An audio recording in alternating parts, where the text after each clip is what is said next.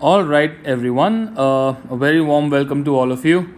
My name is Harshit, and I am a history and political science teacher for middle and senior school at Shivnada School, Noida.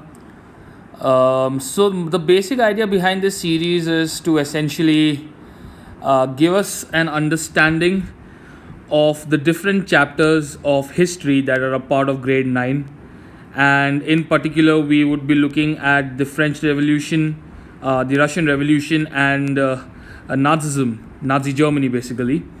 So the idea is to demystify NCRT for all of us, because NCRT is a book which tends to get slightly cumbersome. Tends to get slightly heavy. So the idea is to see how well can we extract information out of NCRT and make it more friendly for us to learn, right? Of course, it does not do away with your textbook entirely. That is not the point. Reading the textbook is, of course, very important. But let us try and see how we can make better sense of what is the information that is contained in the book.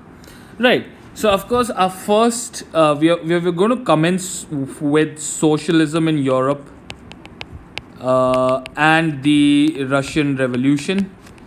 Yes, we are going to break this chapter into bite-sized pieces, so that it is easier for us to understand the various interlinkages between the concepts that are a part of this chapter, and also understand what are the forces that drove this revolution, what was its aftermath, what were the factors that were responsible for it, and overall also get a general idea of what Europe looked like during the times of the revolution.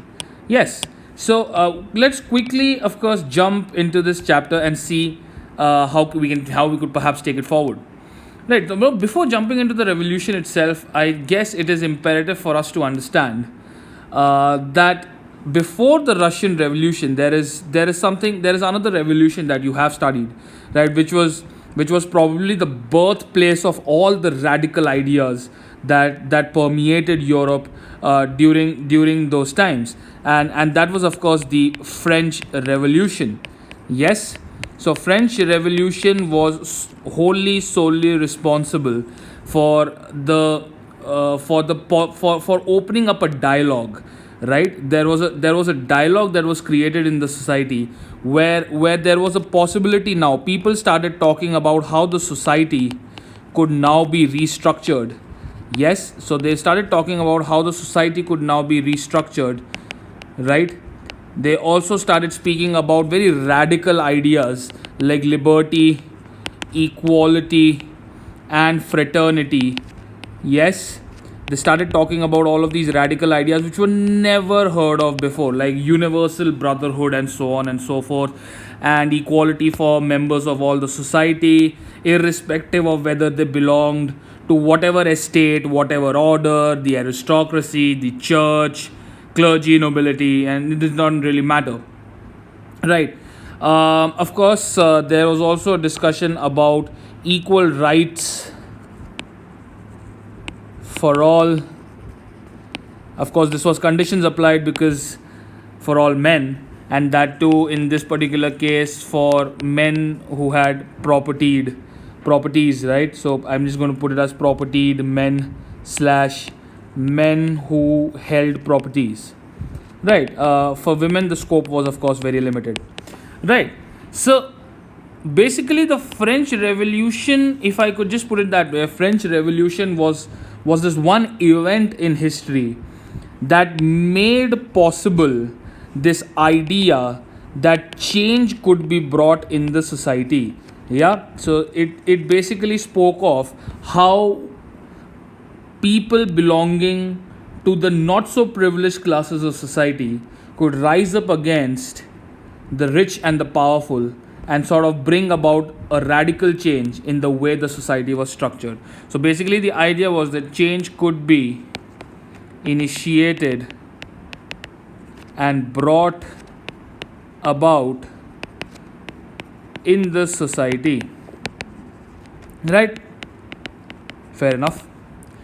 So now, if we look at the European society in itself, okay, if you look at the European society in itself, you would perhaps, if you're walking down the street in Europe, okay, if you're walking down the street in Europe, you would perhaps be able to encounter people with three different political mindsets and ideologies. Okay, very three distinct political mindsets, beliefs, ideologies, whatever it is that you would like to call it. Okay, and this is generally for all of Europe. I'm not necessarily referring to Russia at this point of time, but Russia is included, of course. Right. So if I look at Europe, the three categories of people that I might find were, of course, the liberals. Then there were the radicals, and of course there were the conservatives as well. Right. Of course, we'll be looking at them one by one, and let's see what exactly what did they want in life. What were their aspirations, what were their desires, and how did they think a change could be brought, what were the changes essentially did they want to bring in the society. Right, so if we talk about liberals, let's quickly see what was their interest in life. Okay, so liberals were a group of people who were firm believers in the idea of secularism, basically separation of the church and the state. Yes, that the church and the state are two separate organs, and they should not be interfering in each other's affairs. Yes, separation of the church and state, wanted to safeguard the rights of individuals, right? Safeguard the rights of individuals. Fair enough. And individuals against who? Against the government, yes? Against the government / against monarchy, as the case may be applicable. And they opposed the uncontrolled power or authority of the rulers, right? Or authority of the rulers. Fair enough. So they were basically against the fact that rulers cannot really have unlimited powers with them. They cannot do whatever they feel like as per their whims and fancies. So basically they tried to oppose that tooth and nail. Right, moving on. They were in favor of an elected parliamentary government. Yes, they were in favor of an elected parliamentary government. They wanted laws to be interpreted by a well-trained and well-established judiciary. Yes, so basically again they wanted now, since this is what are we talking about here, so you need to understand all of these are very radical ideas, right? So basically this is how liberals wanted to essentially bring a change in the society, so to speak, right? So they wanted to bring a change by adopting secularism, by safeguarding rights of individuals, by opposing the uncontrolled power of superior authorities, parliamentary government, judiciary, so on and so forth. Yes, so a well-established judiciary is something that they wanted. But of course they had their own drawbacks, right? Now if somebody asks, liberals sound cool, but like what was their problem in life really? I mean, of course no particular political ideology or political belief can be absolutely 100% right. There has to be some flaw. Yes, of course there were flaws. Now if we were to look at the flaws of the liberals, they never believed in universal adult franchisee. Yes, the right to vote for all adults irrespective of age, caste, creed, gender, sex, anything, right? Never believed in universal adult franchisee. Basically their idea was if you have property you can vote, period, and that to men, right? Men of property. Okay, voting only for men of property. Voting only for men of property.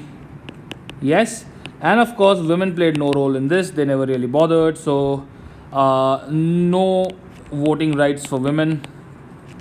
unfortunately as it may be, right? No voting rights for women. So that is basically the liberal philosophy, right? This is what liberals believed in, this is what they stood for, this is how they wanted to bring change in the society, etc., etc., etc., right? Moving further on, if we were to look at our dearest radicals, yes, if we were to look at radicals, say for instance, another group of people living in Europe in the 19th, 19th century, 18th century, yes, right. So if you look at the radicals, they were slightly, now how does the radical ideology differ from the liberal ideology in this particular situation? They also wanted to bring about a change in the society, but they were slightly better in the sense that they supported women's rights to vote. So that way they believed in the philosophy of egalitarianism, so to speak, right? Equality for all. They were different in the sense that they opposed the privileges of wealthy landowners and basically wealthy factory owners, landowners, so on and so forth, right? So wealthy landowners, factory owners, right? So they opposed the privileges of wealthy landowners and factory owners, and they were against the notion of capitalism, all right? They were against the idea of a capitalist economy, right? Why were they against the idea of a capitalist economy? Because they were sort of against. I'll tell you why they were sort of against the idea of capitalism. Because see, the idea is that in the case of liberals, why am I saying that they were sort of against the idea of capitalism is because they never really liked the concentration of power in the hands of one person, okay? So never really liked concentration of power in the hands of just one person, right? That being said, surprisingly or funnily enough, they were never against private property, okay? They were never against private property, right? Does that make sense? So they were sort of against the idea of capitalism, but not entirely on board, so to speak, okay? Because they never really liked the concentration of power in the hands of one person, but they were never against private property. If you are totally against capitalism, you would neither like power to be concentrated in the hands of one person, and you would be against private property, right? That's what is the philosophy behind socialism, say for instance, or communism. Yeah. Okay. Now, if we were to talk about the last group of people, which were the conservatives, yes, conservatives were people who really had a lot of faith in age-old traditions, customs, traditions, rituals, etc. Were really against change happening in the society at a very fast pace. They believe that change must come, but slowly. So basically, they believe that change must be slow, right? They did not want anything to be really fast paced, right? So probably they could not handle it. Okay, so essentially they were of the idea that the past was glorious, and of course it had to be respected, right? The past was glorious and it had to be respected, so to speak. Yeah. So this is essentially how the thinking of the different people in Europe was at that point of time. So if you met a random person walking down the road, he could either be a liberal, or if you're sitting in a cafe and sipping on coffee, the person sitting right next to you could be a liberal, the person sitting right in front of you could be a radical, and perhaps the person sitting munching away on waffles diagonally could be a conservative. You will never know unless you of course have a conversation with them, right? So this is how it was, right? So this is where we are going to end this micro lesson. In the next session, we are going to check out how industrial society was developing in Europe, and of course we will see what was the need for the social change because of the development of industries and what really triggered that social change. And until then, thank you so much for staying with me. Have fun and take care. Bye bye.